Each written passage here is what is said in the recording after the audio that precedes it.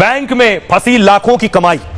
किनकी कमाई? दरअसल आरबीआई ने एक बैंक की लगभग 26 ब्रांच बंद कर दी है, उससे पैसा नहीं निकाला जा सकता। उसके बाद की तस्वीर देखिए, अगली तस्वीर, बैंक के बाहर ग्राहकों की भीड़ लग गई, जमघट लग गया, सैकड़ों हजारों ग्राहक पहुंच गए बैंक के बाहर लाइन लगाकर। ये आप देख रहे हैं, लोगों की भारी भीड़ आपको नजर आ रही है चारों तरफ। ताला लगा है, बैंक के बगल में एटीएम है जो सर्विस में नहीं है, उसमें कैश ही नहीं बचा है। देखिए जरा, बैंक पर बैन और लाखों लोग बेचैन हैं। एटीएम बंद है, बैंक बंद है, कहीं से पैसा नहीं निकाला जा सकता, पूरी तरह से ताला लगा दिया, एटीएम आउट ऑफ सर्विस हो गया। सोचिए जरा लोगों का हाल क्या है, लोग क्या कह रहे हैं, क्यों परेशान है लोग, उनकी आप बीती सुनिए जरा, क्या कहना चाह रहे हैं लोग। लोग बैंक पहुंच रहे हैं, दौड़े दौड़े बैंक पहुंचे, लेकिन बैंक का शटर बंद, ATM out of service. RBI के फैसले से हजारों लोग बेहद परेशान है। एक बैंक पर बैन लगा तो हजारों की मेहनत की कमाई अटक गई है। कोई शटर तोड़कर बैंक में घुसने की कोशिश कर रहा है, तो कई महिलाओं और लोगों का रो रो कर बुरा हाल है। किसी के रिटायरमेंट के 20 लाख रुपए बैंक में फंस गए, कई सोसाइटी के 40 से 50 लाख रुपए बैंक में अटक गए। किसी की बेटी की कुछ दिन बाद शादी होने वाली है, पैसा कहां से निकालें, सारी जमा पूंजी बैंक में फंसी है, लेकिन जिसे वो ना निकाल सकते हैं ना इस्तेमाल कर सकते हैं। किसी के मां बाप या रिश्तेदार अस्पताल में भर्ती है, लेकिन अब वो आगे का इलाज नहीं करा पा रहा है क्योंकि बैंक से पैसे निकल नहीं रहे, एटीएम चल नहीं रहा है। सैकड़ों हजारों बच्चों का भविष्य भी दांव पर है। अगले महीने से बच्चों की सालाना परीक्षा है, लेकिन माता पिता बच्चों की फीस नहीं दे पा रहे हैं। न बैंक से पैसे निकल रहे हैं, न चेकबुक, न एटीएम चल रहा है। यूपीआई ऑनलाइन पेमेंट का चलन बढ़ा है तो, लेकिन कैश खत्म हो गया है, लोग अब कैश रखते नहीं।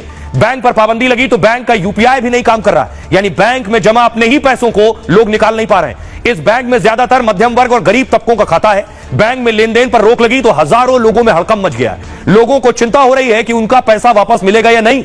ग्राहकों की परेशानी और नाराजगी देखते हुए पुलिस लगा दी गई है।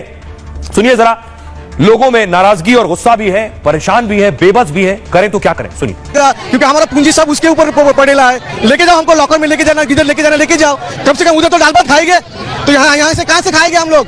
पूरा पैसा बैंक में है, जीपे नहीं कल से हो रहा है, बच्चों का फी नहीं जा रहा है, तो हम करेंगे क्या। मेरे पैसे अटके हुए, मेरी माँ हॉस्पिटल में, मैं उसको मरने दूं।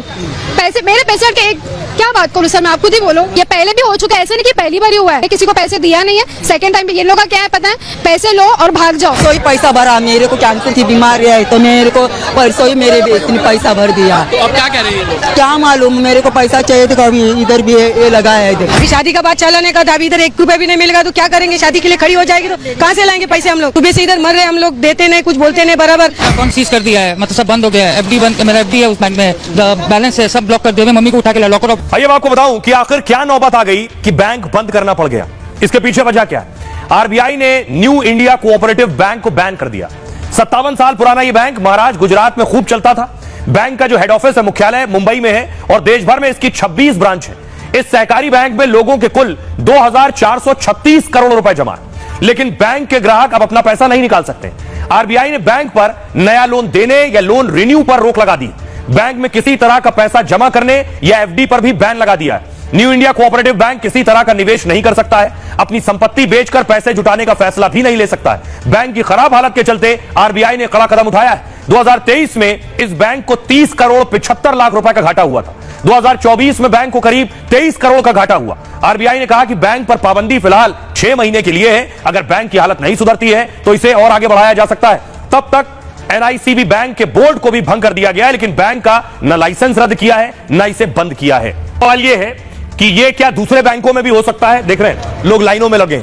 अगर कोई बैंक वाकई बंद हो जाता है और आपका पैसा जमा है तो बैंक के ऊपर क्या लायबिलिटी है, कितना पैसा वो वापस कर सकता है, करेगा भी या नहीं करेगा, और करेगा तो कितना करेगा, ये आपको बताता हूं। यह बैंक में कैश जमा होता है आपका और आप जाते हैं कैश काउंटर पर, कैशियर से पैसा लेते हैं या एटीएम से निकालते हैं। लेकिन बैंक अगर बंद हो जाए तो आपको क्या मिलेगा? आपके पूरे पैसों की बैंक कोई गारंटी नहीं देता है।